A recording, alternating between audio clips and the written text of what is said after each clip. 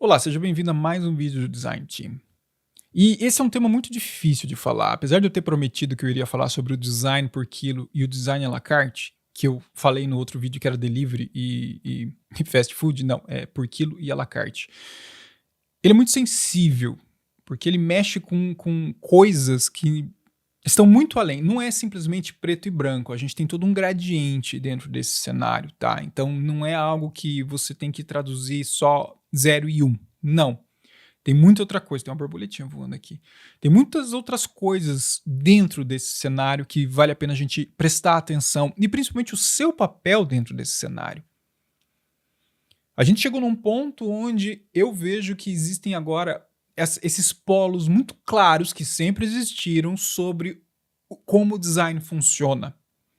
E, obviamente, como as empresas, mercado, seja o que for, olharam para essas possibilidades e, de alguma forma, o design acabou se adaptando para esses cenários.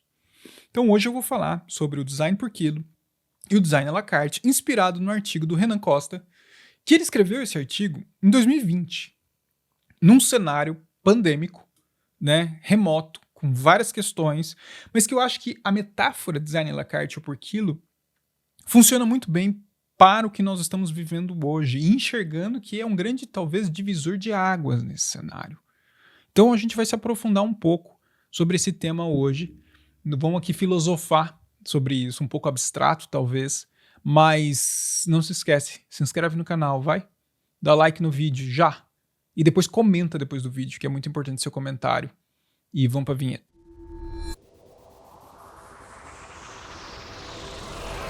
Eu me peguei esses dias me questionando quando foi a última vez que eu fui impactado por um design visual sensacional.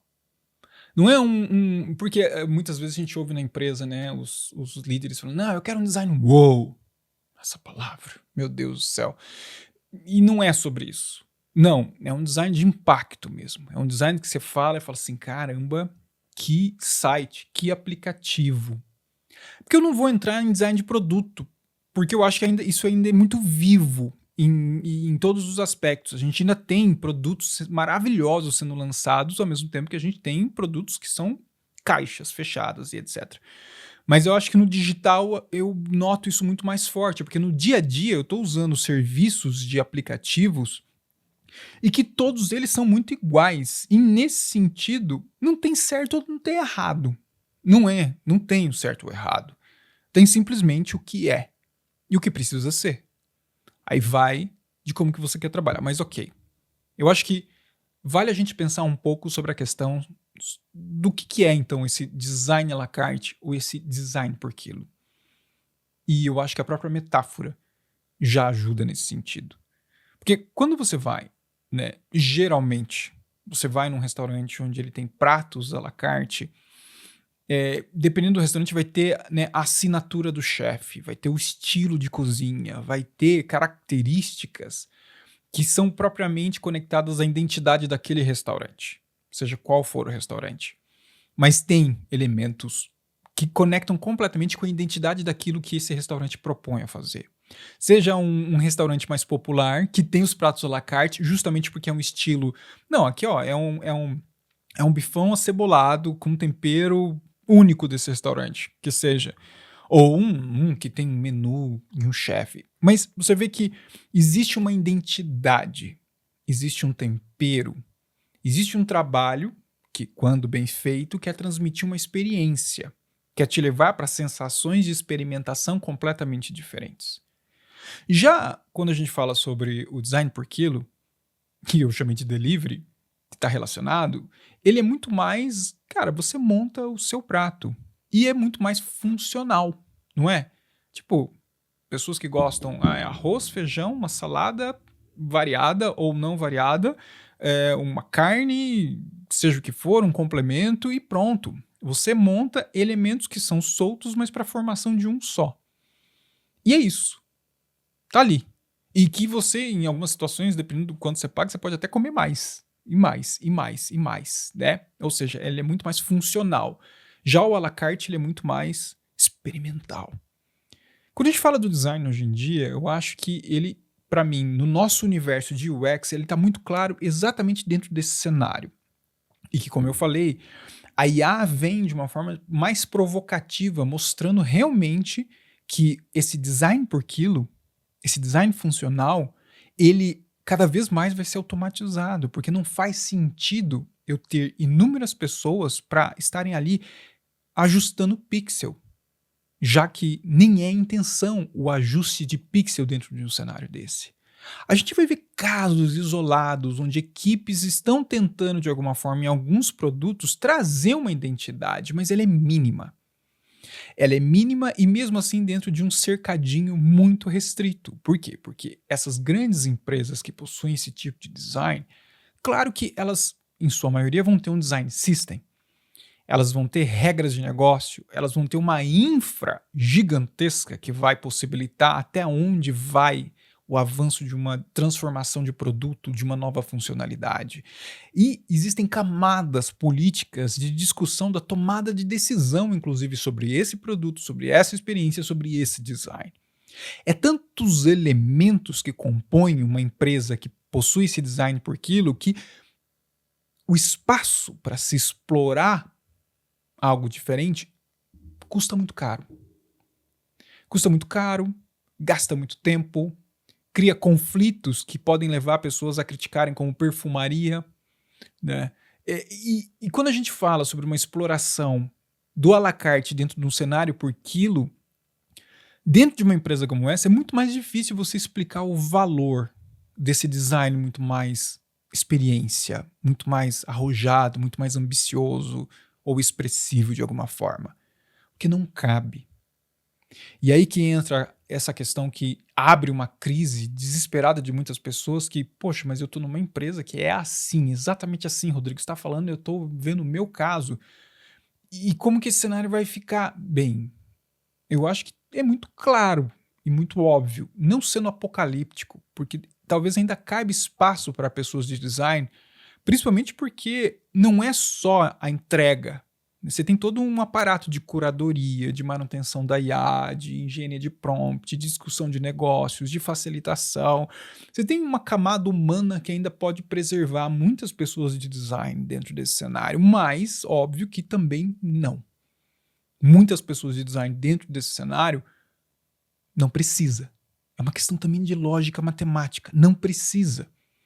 As equipes estão exatamente agora otimizando porque talvez esse inchaço existente não faz mais sentido.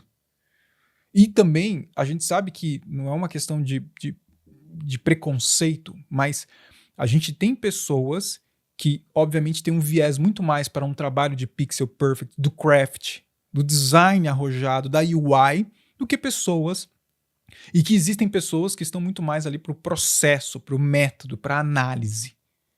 Então, tudo isso cria grupos de pessoas diferentes dentro de empresas e que, numa situação de uma empresa por quilo, não faz sentido ter tantas camadas de design assim. Basta eu ter as mais importantes, de maior impacto para a entrega. Então, isso separa muito hoje, nessas empresas, o que vai ser daqui para frente. Do outro lado, quando a gente olha para esse design, então, o à la carte, né, eu vejo que também não é um fim da linha para as pessoas que fazem esse tipo de design. Não, de forma alguma. Porque ainda assim vão existir empresas que vão querer romper com esse tal do produto commodity. Vão existir empresas que cada vez mais vão buscar mais identidade própria, que está conectado em manter ou acabar com uma erosão de marca, por exemplo. Aí vem questão de branding e tudo mais. Então, aí cria e reforça, na verdade, não cria, reforça esse polo desse design à la carte, que traz sim uma identidade, uma emoção, uma diferenciação, né, um significado e uma experiência diferente. É óbvio que talvez não seja tão gigantesco quanto trabalhar num grande banco, numa grande empresa de delivery, numa grande empresa não sei lá o quê, e que talvez não tenha os mesmos ganhos financeiros que essas empresas, por uma questão lógica, são mega operações, mas que de alguma forma salva muito desse design ainda craft, mais do que nunca. No final das contas, não significa que nas grandes empresas não pode surgir o desafio de trazer a provocação de um craft. Não, eu não estou anulando uma coisa ou outra. Até porque também no lado à la carte ele pode evoluir e virar um design por quilo. Então as duas coisas elas se conversam. O que eu quero trazer para você dentro dessa visão total é o seu papel. Como você vai se posicionar, como você vai enxergar os próximos passos, como você vai buscar conhecimento, ou para ganhar profundidade no design por quilo, ou para dentro do seu contexto que está em andamento, ou no design à la carte, que é onde eu vou me focar, é onde tem o meu diferencial como uma pessoa de design e é aqui que eu vou fincar. O espaço vai existir para os dois, mas óbvio, ônus e bônus nos dois cenários, completamente. Não tem como nós né, criar uma inocência de que eu vou me salvar em um ou no outro. Não. Vai ter um chacoalhão dos dois lados, mas óbvio que é interessante você ter essa consciência de para onde eu quero ir, como eu quero atuar de agora em diante. Porque o impacto vai existir de qualquer forma. E é interessante a gente parar para pensar, né? Algumas vezes eu fico até me questionando, cara, como é que nós chegamos até aqui nesse design mais fechado, nessa visão? Não tem vilão. Não tem, sabe, tem muitos elementos ao longo da história que contribuíram para esse caminho, desde as guidelines de UI guideline da Apple, quando ela lançou e deixou tudo mais sem graça e quebrou com o esquemorfismo, que ainda abria para esse design, né, mais sei lá o quê. E aí a gente tem as empresas que começaram a encaixar numa visão mais de MVP, com a desculpa para ser mal acabado vai assim mesmo, e tem que ser mais prático, mais rápido, e virou uma cultura em cima disso. Então, é um andamento natural da história da visão da construção de produtos digitais. Agora é um momento só onde a gente está vendo que algumas coisas estão em terremoto. E talvez daqui para frente essas placas tectônicas acabam se ajustando e se ajeitando, mas óbvio, como todo bom terremoto, ou mau terremoto, fica coisas pelo caminho, caem coisas pelo caminho, desequilibra muita coisa. E eu acho que a gente está exatamente nesse momento desse desequilíbrio completo em relação ao que nós somos, para onde eu vou, o que eu vou fazer. E aí bate a ansiedade e o desespero. Mas, de novo, ter consciência desse cenário, que é muito importante você saber. E você focar e se estabelecer. Eu quero pagar boleto, eu quero ficar numa empresa grande, mesmo sabendo dos riscos da automação que vão surgir, vão me colocar num outro lugar, mas eu também vou correr atrás para me embrenhar, me aprofundar na questão da IA, porque eu vou ser uma pessoa que você é a pessoa que vai fazer a curadoria desse processo dentro da minha empresa, eu vou puxar essa conversa e vai achatar os perfis e tudo bem, e eu tô lá, eu tô envolvido com isso. Ou não. Não, eu sou a pessoa que eu vou... Cara, eu sou craft, eu sou UI.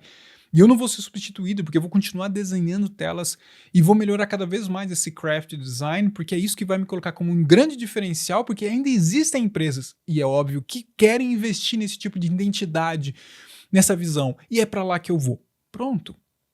Ou ainda, cenários B, C, D, E, F, entre outros cenários que eu não estou abordando aqui e que podem existir. Tudo dentro disso. Eu só estou te trazendo dois. O à la carte e o por quilo. Mas que é interessante e que eu acho que é fundamental eu aqui no canal sempre sinalizar para você, pela minha perspectiva, o que eu estou vendo e o que existe e que talvez possa possibilitar para você também uma reflexão de um caminho interessante para você tomar. É isso. É isso que eu queria falar sobre o design à la carte e o design por quilo. Leia o artigo, vai estar aqui embaixo, é muito maior e o que o Renan escreveu é muito mais amplo do que eu trouxe.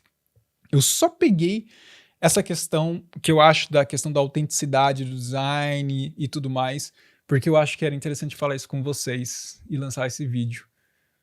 O que você acha? Viajei na maionese?